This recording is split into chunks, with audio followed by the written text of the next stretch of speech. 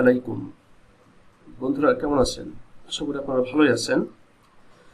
জবস্টেক বিডির web design কোর্সের ধারাবাহিক video টিউটোরিয়ালের তৃতীয় পর্বে স্বাগতম জানাচ্ছি। আমি মোহাম্মদ শফিউল আলম তুহিন। বন্ধুরা, আপনারা জানেন একটু বড় স্বপ্ন নিয়ে জবস্টেক বিডি যাত্রা শুরু করেছে। সে স্বপ্নটা হচ্ছে বাংলাদেশকে বেকার মুক্ত করা। সেটা কিভাবে হবে? অনলাইনে ফ্রিল্যান্সিং ক্যারিয়ার গঠন করার মাধ্যমে। তো অনলাইনে ফ্রিল্যান্সিং ক্যারিয়ার গঠন করার জন্য প্রয়োজনীয় সব ধরনের ভিডিও টিউটোরিয়াল ধারাবাহিকভাবে আপলোড হতে থাকবে এই জবস্টেক বিডি ইউটিউব চ্যানেলে। এই জন্য আপনারা যারা এখনো সাবস্ক্রাইব করেননি চ্যানেলটিকে, তারা দ্রুত সাবস্ক্রাইব করে ফেলুন এবং সব ধরনের আপডেটেড নোটিফিকেশন পাওয়ার জন্য বেল আইকনটিতে ক্লিক দিয়ে রাখুন। তো বন্ধুরা, আমরা গত ক্লাসে কি শিখেছিলাম সেটা আমরা দেখতে পাচ্ছি স্ক্রিনে। HTML পেজ সেটআপ বা পেজ স্ট্রাকচার কিভাবে গঠন করতে হয় সেটা আমরা দেখেছিলাম। তারপর HTML ট্যাগ লেখা শিখেছিলাম। তারপর কোন ট্যাগের কি কাজ, অল্প কিছু ট্যাগের কাজ আমরা শিখেছিলাম। হেডিং ট্যাগের কাজ, তারপর প্যারাগ্রাফ ট্যাগের কাজ, তারপর কিছু টেক্সট ফরম্যাটিং ট্যাগের কাজ শিখেছিলাম আমরা, যেমন স্ট্রং ট্যাগ এবং বি ট্যাগ দিয়ে আমরা বোল্ড করতে পারি। তারপর ইএম এবং আই ট্যাগ দিয়ে আমরা কোনো টেক্সটকে ইটালিক করতে পারি। আবার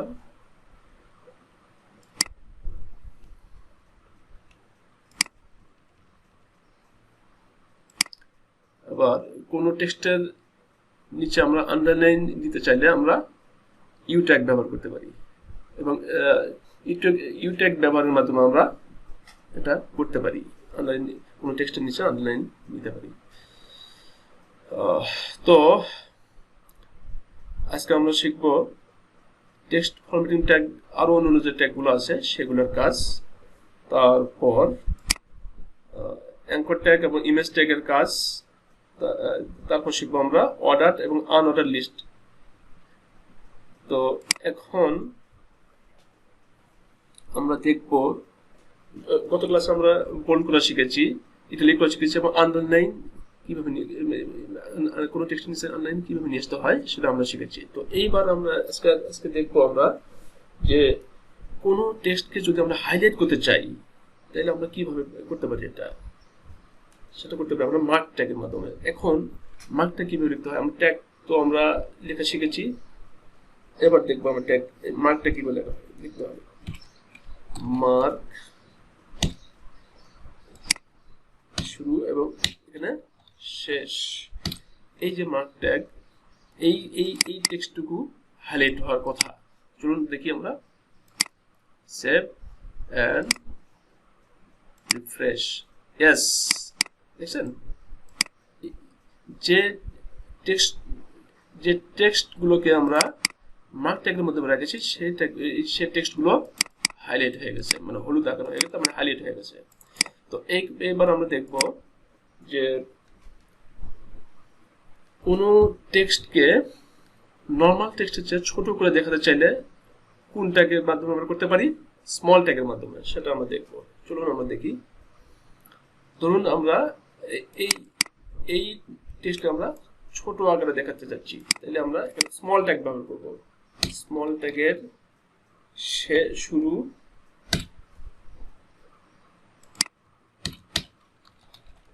শেষ।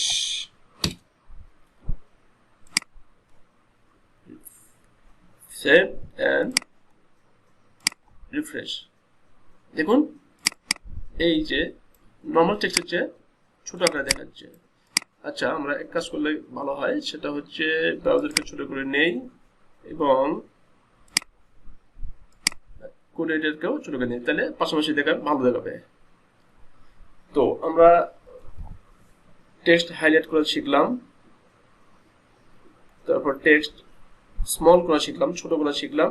এবার আমরা শিখবো টেক্সট ডিলিট করা। কিভাবে যদি কোনো প্যারাগ্রাফের মধ্যে কোনো শব্দকে ডিলিট করতে হয়, ডিলিট করার প্রয়োজন হয়, তাহলে আমরা কিভাবে করব? সেটা আমরা করব DEL ট্যাগ দিয়ে, ডেল ট্যাগ সংক্ষেপে আমরা যদি বলি ডেল ট্যাগ। ধরুন আমরা এই বিউটিফুল ওয়েবসাইট এটুকু আমরা ডিলিট করে দেব, তাহলে কি করব এখানে? আচ্ছা, ডিলিট করব আর কিছু প্রয়োজনীয় শব্দ আমরা অ্যাড করব। তাইলে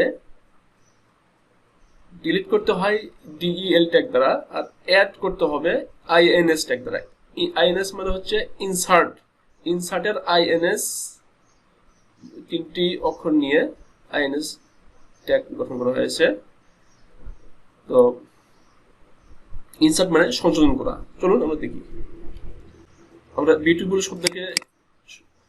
শব্দটিকে ডিলিট করে দিয়ে আমরা নাইস শব্দ এখানে দেব। দেখি, চলুন।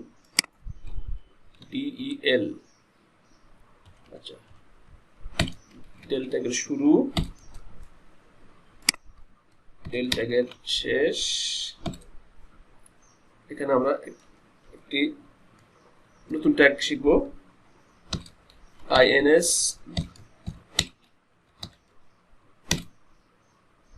এইখানে লিখে দেবো, আমরা নতুন নতুন শব্দ যোগ করব, নাইস। তাহলে এটা ডিলিটেড হবে, এটা অ্যাড হবে বা সংযোজিত হবে। চলুন দেখি, সেভ এন্ড রিফ্রেশ। দেখুন এই বিউটিফুল শব্দটিকে কেটে দেওয়া হয়েছে এবং নাইস শব্দকে অ্যাড করা হয়েছে। দারুণ মজা না? অনেক মজার। তো এখন আমরা শিখবো সাবস্ক্রিপ্ট টেক্সট আর সুপারস্ক্রিপ্ট টেক্সট কিভাবে করতে হয়। সাবস্ক্রিপ্ট টেক্সট মানে কোনো টেক্সটকে নর্মাল যে টেক্সট থাকে, টেক্সটের যে ফ্লো থাকে তার থেকে নিচে শো করানো। যদি আমরা নিচে শো করতে চাই তাহলে আমরা কিভাবে করব? সেটা হচ্ছে SUB, অর্থাৎ সাবস্ক্রিপ্টেড টেক্সটের থেকে এখানে যে ট্যাগটা নেওয়া হয়েছে SUB, মানে সাবস্ক্রিপ্টের প্রথম 3 অক্ষর দিয়ে এই ট্যাগটাকে গঠন করা হয়েছে SUB। চলুন আমরা দেখি। ধরুন যে এই বিউটিফুল ওয়েবসাইট, এটাকে আমরা নর্মাল টেক্সটের যে ফ্লো তার চেয়ে নিচে দেখাতে যাচ্ছি, তাহলে আমরা এখানে কি ব্যবহার করব? Sub tag SUB। আচ্ছা, শুধু বিউটিফুল দেখাবো, SUB। Save and refresh. দেখুন এই বিউটিফুল শব্দটা একটু নিচে শো করতেছে, নর্মাল ফ্লোতে নেই। ওকে,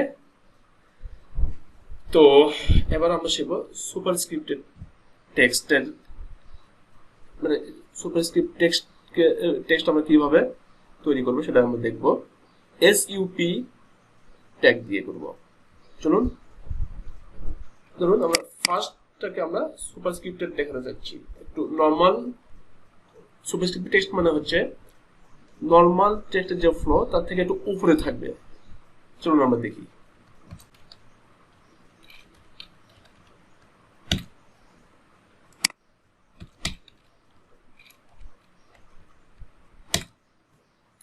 সেভ এন্ড রিফ্রেশ।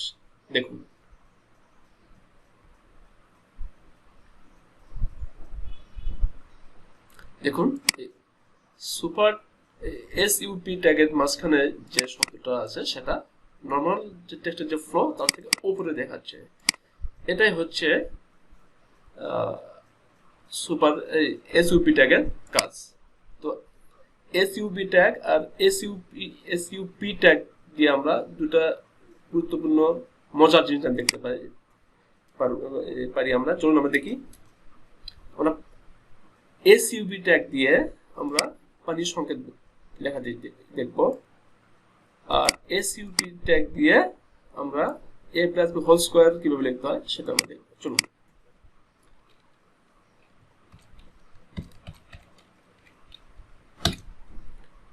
প্রথমে আমরা পানির সংকেত লেখা দেখব। পানির সংকেত H2O, H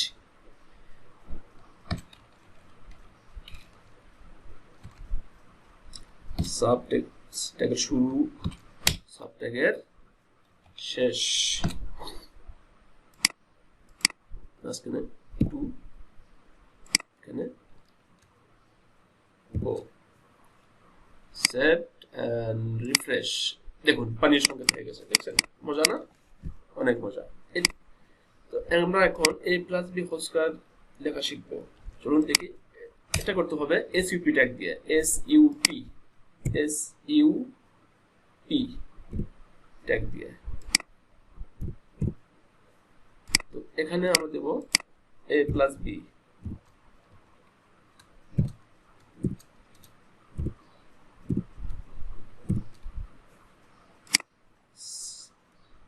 একটু স্পেস দেই, সেভ এন্ড রিফ্রেশ। ও এখানে ও রয়ে গেছে, ওটা আমরা বাদ দিচ্ছি, সেভ এন্ড রিফ্রেশ। দেখুন a plus B whole square হয়ে গেছে। তাহলে আমরা পানির সংকেত লেখা শিখলাম এবং a plus B whole square লেখা শিখলাম। তো একটা জিনিস আমরা শিখি, চলুন, যে আমরা লাইন ব্রেক কিভাবে দেব। আমরা লাইন ব্রেকের ট্যাগ শিখেছি, বিআর ট্যাগ। চলুন দেখি একটু লাইন ব্রেকের কাজটা একটু দেখি। মনে করেন যে আমি এই ট্যাগের পরে এই লাইনের পরে আমি একটু ব্রেক চাচ্ছি, তাহলে এখানে আমি ব্রেক দেব, সেভ এন্ড রিফ্রেশ। দেখুন এখানে লাইন ব্রেক হয়ে গেছে।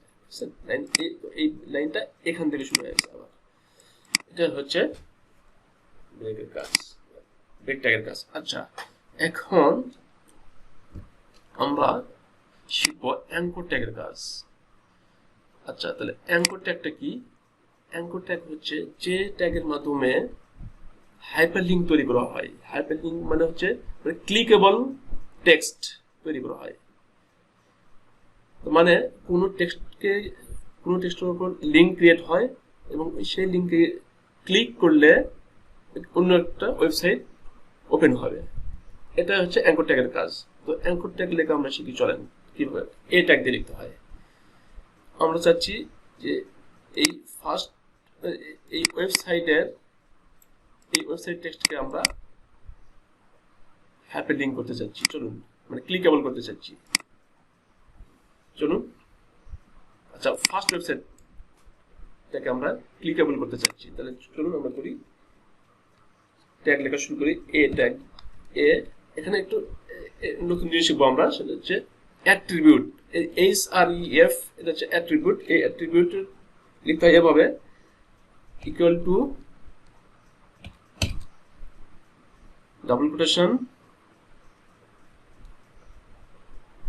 শুরু শেষ। তো আমরা যে টেক্সটকে ক্লিকেবল করতে চাচ্ছি সেই টেক্সটকে এই ট্যাগের মাধ্যমে এর মধ্যে রাখতে হবে। চলুন আমরা এই টেক্সটকে যেহেতু আমরা করতে চাচ্ছি, তাহলে এটাকে আমরা এই ট্যাগের মধ্যে রাখি।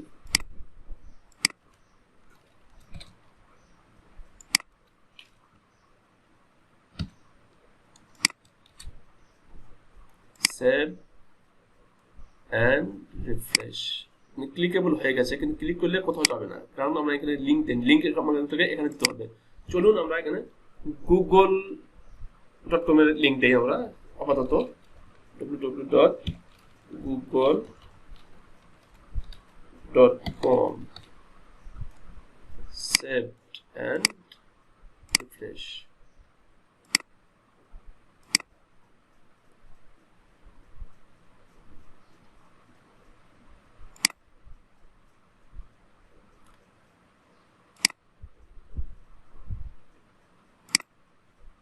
ও, এখানে মনে হয় ভুল হয়েছে, দেখি। http দিতে হবে, https clone //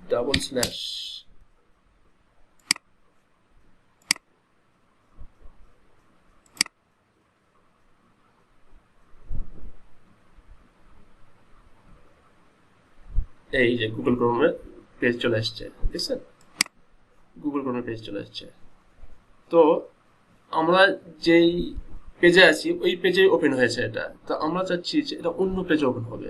সেটা কিভাবে করতে হবে চলুন আমরা দেখি। আমরা দেখি এটা করতে হলে আমাকে এখানে আলাদা একটা অ্যাট্রিবিউট লিখতে হবে, টার্গেট। টার্গেট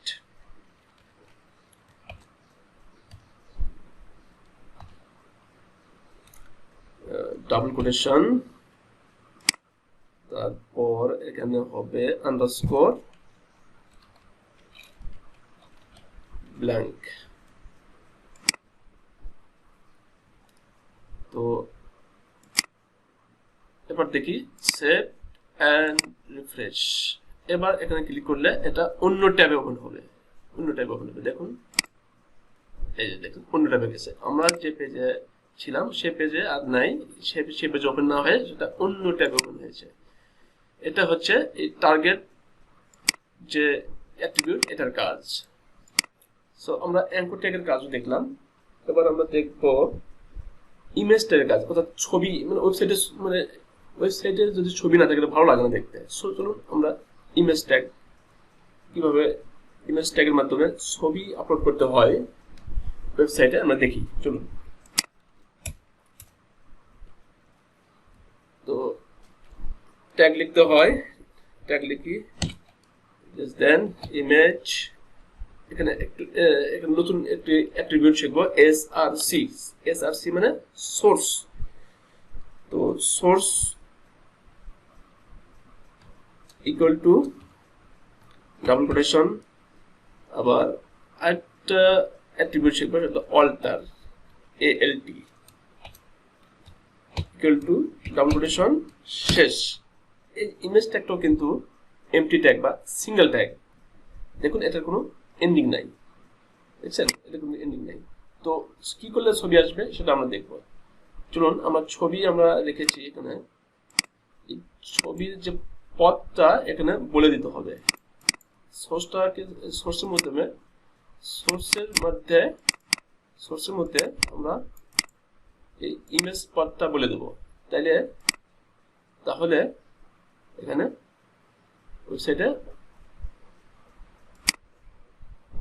ওয়েবসাইটে ইমেজটা ওপেন হবে। চলুন,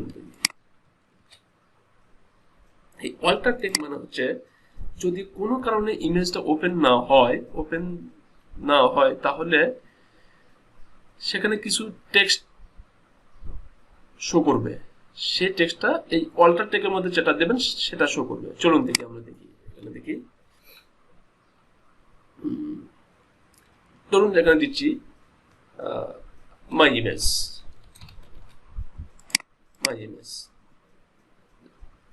সেভ এন্ড রিফ্রেশ। দেখুন ছবিটা আপলোড হয়ে গেছে। ছবি আমরা সফলভাবে নিয়ে আসতে পারছি আমাদের ওয়েবসাইটে। চমৎকার। তো এটা একটু বড় দেখাচ্ছে না? তো আমরা চাচ্ছি যে আমরা আমাদের মতো করে ব্যবহার করবো ছবিটাকে, একটু ছোট করে ফেলবো। চলুন সেক্ষেত্রে আমরা এই ছবিটাকে আমরা ছোট করবো কিভাবে? আমরা যদি এর উইডথটাকে ছোট করে দেই এবং হাইটটাকে ছোট করে দেই তাহলে কিন্তু ছোট হবে। দেখুন চলুন আমরা দেখি। উইডথ অ্যাট্রিবিউট ব্যবহার করবো আমরা। ধরুন এটাকে আমরা দিচ্ছি 400 পিক্সেল, শুধু 400 পিক্সেল না, শুধু 400। দেখুন ছোট হয়ে গেছে এবং মজার ব্যাপার হচ্ছে হাইটও ছোট হয়ে গেছে, মানে অটোমেটিক্যালি হাইটও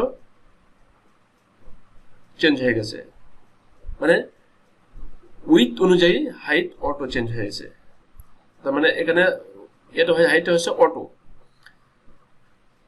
এই হাইটের ভ্যালু হবে অটো, মানে উইথ অনুযায়ী হাইট নিয়ে নেবে অটোমেটিক্যালি।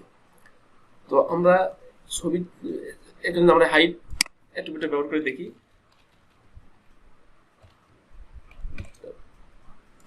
ডাবল মাঝখানে আমরা হাইটও 400 দিতে যাচ্ছি। Saved and refresh. দেখছেন হয়ে গেছে কিন্তু। তো এটা ভালো দেখাচ্ছে না, এটা বাদ দিয়ে দিচ্ছি। অটো ভালো। এখানে যদি আমি 600 দেই, 600 পিক্সেল দেই, 600 দেই, তাহলে কি হয় দেখুন। হ্যাঁ, এবার ভালো দেখাচ্ছে। তো আমরা ইমেজের ব্যবহারটাও দেখলাম। আচ্ছা, এই অল্টার ট্যাগের কাজ কি, এটা তো দেখবো। অল্টার ট্যাগ নয়, সরি, অল্টার হচ্ছে অ্যাট্রিবিউট। অল্টার অ্যাট্রিবিউটের কাজ কি একটু দেখি, চলুন। এখানে আমি ছবির পার্টটা একটু ভুল করে দিলাম, চেপে দিলাম, ছবির ফরম্যাটটা আমরা ভুল করে মানে দিলাম না, তখন ছবিটা ওপেন হবে না। তখন কি শো করে সেটা দেখেন। এই যে দেখেন, আমি এই অল্টার ট্যাগে, অল্টার অ্যাট্রিবিউটের মধ্যে যা দেখেছি সেটাই এখানে শো করতেছে। অল্টার অ্যাট্রিবিউটের কাজ হচ্ছে এটা। তো অল্টার অ্যাট্রিবিউট আরো গুরুত্বপূর্ণ, সেটা আমরা পরবর্তীতে শিখবো। সেটা হচ্ছে যে এসইও করার সময় এই অল্টার ট্যাগটা খুবই গুরুত্বপূর্ণ। এটা আমরা পরবর্তীতে দেখবো, অল্টার ট্যাগের যে গুরুত্ব কতটুকু। অল্টার ট্যাগ, তো মেটা ট্যাগ, এগুলো, এই ট্যাগগুলো এসইও করার জন্য, এসইও করার জন্য খুব গুরুত্বপূর্ণ। এসইও মানে সার্চ ইঞ্জিন অপটিমাইজেশন। তো এটা আমরা পরে দেখবো, সমস্যা নাই। তো আমরা ইমেজের কাজগুলো দেখলাম, তাই না? তো চলুন একটু, এখন আমাদের বাকি থাকলো অর্ডার লিস্ট এবং আনঅর্ডার লিস্ট। তো চলুন আমরা অর্ডার লিস্ট এবং আনঅর্ডার লিস্টের কাজ এগুলো দেখি। আচ্ছা, আনঅর্ডার লিস্টকে আমরা ইউএল ট্যাগ দিয়ে লিখি। আনঅর্ডার লিস্টকে আমরা ইউএল ট্যাগের মাধ্যমে লিখি। ইউএল ট্যাগ মানে ট্যাগ লিখি ভাবে, ইউএল ট্যাগের শেষ। তো এটা হচ্ছে আনঅর্ডার লিস্ট। আনঅর্ডার লিস্ট মানে দেখি আপনারা দেখবেন, আন লিস্ট, আনঅর্ডার লিস্ট মানে যে লিস্টের কোনো অর্ডার ঠিক থাকে না, ক্রম ঠিক থাকে না, সেটা হচ্ছে আনঅর্ডার লিস্ট। তো এর মাধ্যমে, এর মধ্যে কিছু লিস্ট আইটেম থাকবে, সেই লিস্ট আইটেমকে লিখতে হয় এলআই ট্যাগের মাধ্যমে। এলআই ট্যাগ, এলআইতে লিস্ট আইটেম। তো শুরু, ট্যাগের শুরু এলআই, শেষ। তো এই লিস্ট আইটেম গুলোর আমরা নাম দিই। লিস্ট আইটেম 1 দিলাম, মনে করেন লিস্ট আইটেম 1, কপি করে পেস্ট করে দিচ্ছি।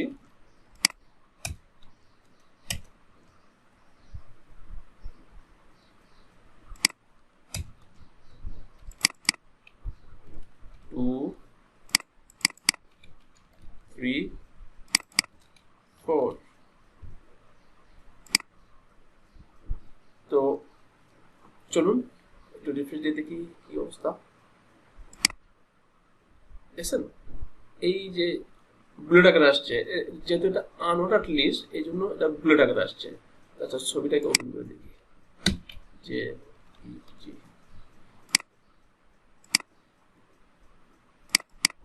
যেহেতু এটা আনঅর্ডার লিস্ট এই জন্য বুলেট আকারে আসছে। এবার দেখবো আমরা অর্ডার লিস্ট। অর্ডার লিস্টকে লিখতে হয় ওএল দিয়ে, ওএল, ওএল, ওএল। আচ্ছা, এবার দেখুন 1, 2, 3, 4 এই আকারে আসছে। এটা হচ্ছে ক্রম আকারে আসছে, ক্রম আকারে। এই জন্য এটাকে বলা হচ্ছে অর্ডার লিস্ট। অর্ডার লিস্ট মানে হচ্ছে ক্রম আকারে আসবে, 1, 2, 3, 4 আকারে। আর যেটা আনঅর্ডার লিস্ট সেটা আসবে বুলেট আকারে। তো এই লিস্টগুলোকে বিভিন্ন আকারে লেখা যায়, যেমন এটাকে বৃত্ত আকারে লেখা যেতে পারে, স্কোয়ার আকারে লেখা যেতে পারে। তারপর হচ্ছে আরো ডিস্ক, এটা তো ডিফল্ট আছে ডিস্ক আকারে। তো আমরা যদি চাই যে এগুলো আমরা চাই না, এই বুলেট আবার 1, 2, 3, 4 এগুলো আমরা চাই না, সেটা আমরা করতে পারি। সেটা আমরা পরবর্তী ক্লাসে দেখবো। তো আজকে এ পর্যন্তই আমরা দেখবো, যেহেতু আমাদের টার্গেট এ পর্যন্ত ছিল যে আমরা এই আনঅর্ডার লিস্ট পর্যন্ত শিখবো। তো আনঅর্ডার লিস্ট এবং অর্ডার লিস্ট নিয়ে আরো অনেক আলোচনার অনেক কিছু আছে। তো এগুলো যদি আমরা এখন আলোচনা করতে যাই তো এই ক্লাসের কলবারটা অনেক বড় হয়ে যায়। সো এই জন্য এটা আমরা অন্য ক্লাসে, আগামী ক্লাসে শিখবো। আগামী ক্লাসে এগুলো তো শিখবই, তার সাথে আমরা আরো গুরুত্বপূর্ণ কিছু যে শিখবো হচ্ছে HTML স্টাইলস। আমরা এই ট্যাগ এই আমাদের ওয়েবসাইটটা এইভাবে দেখতে ভালো লাগতেছে না, আসলে কালারফুল না হলে ভালো লাগে না। সো আমরা একটু কালারিং কিভাবে করতে হয়, মানে এটা ওয়েবসাইটকে কিভাবে কালারফুল করতে হয়, হালকা একটু সিএসএস এর ব্যাপারে আমরা দেখবো। এইচটিএমএল স্টাইলস আমরা দেখবো নেক্সট ক্লাসে, এইচটিএমএল স্টাইলস এন্ড কালার্স। আগামী পর্বে আমরা এইচটিএমএল স্টাইলস এন্ড কালার্স নিয়ে কাজ করব, আর সাথে এই লিস্ট আইটেমের কিছু আমরা দেখব। লিস্ট আইটেমের কিছু যেমন ধরেন যে এটাকে বুলেটকে ডিস্ককে স্কোয়ার করা বা সার্কেল করে দেওয়া, এটা আমরা দেখব। তো এগুলো আপনারা বাসায় প্র্যাকটিস করবেন। আর আমি আস্তে ধীরে কথা বলতেছি এবং আস্তে ধীরে শেখাচ্ছি, এটার কারণ হচ্ছে আপনাদের সুবিধার জন্য, যাতে আপনারা আমার কথাগুলো বুঝতে পারেন, স্পষ্ট বুঝতে পারেন এবং বুঝে সেই অনুযায়ী প্র্যাকটিস করতে পারেন, প্র্যাকটিস করে নিজের দক্ষতা বৃদ্ধি করতে পারেন। আস্তে ধীরে শেখাচ্ছি, আপনারা এটাকে ফলো করেন, আস্তে ধীরে ইনশাল্লাহ আপনারা অনেক কিছু শিখতে পারবেন এবং সফল হবেন ইনশাল্লাহ। তো আর আপনারা বাসায় বসে একটু প্র্যাকটিস করবেন, অনেক কিছু প্র্যাকটিস করবেন। আর এখানে একটু দেখি যে HTML ট্যাগের একটা লিস্ট আছে, যে বলছিলাম যে w3schools.com ওয়েবসাইটে আপনারা ভিজিট করবেন, সে ওখানে অনেক গুরুত্বপূর্ণ জিনিস দেওয়া আছে। এই HTML এর সব কিছু এখানে দেওয়া আছে, আমি যা যা শিখেছি সবই এখানে দেওয়া আছে, দেখুন সবই কিন্তু এখানে দেওয়া আছে। আর এখানে ট্যাগ দেখবেন, এখানে ট্যাগ HTML ট্যাগের লিস্ট আছে একটা, আপনারা একটু এটা দেখে নেবেন। এই ট্যাগের লিস্টটা আপনারা পুরোটাই দেখে নেবেন, প্রায় 100 ট্যাগ আছে, সবই তো মুখস্থ করার দরকার নাই, মুখস্থ তো করা সম্ভব না কোনো মানুষের পক্ষে। তো আপনারা ট্যাগগুলোর সাথে একটু পরিচিত হয়ে নেবেন। হ্যাঁ, ওকে, তাহলে আজকে এই পর্যন্তই। আগামী পর্ব দেখার আমন্ত্রণ জানিয়ে আজকে এখানে বিদায় নিচ্ছি। আল্লাহ হাফেজ।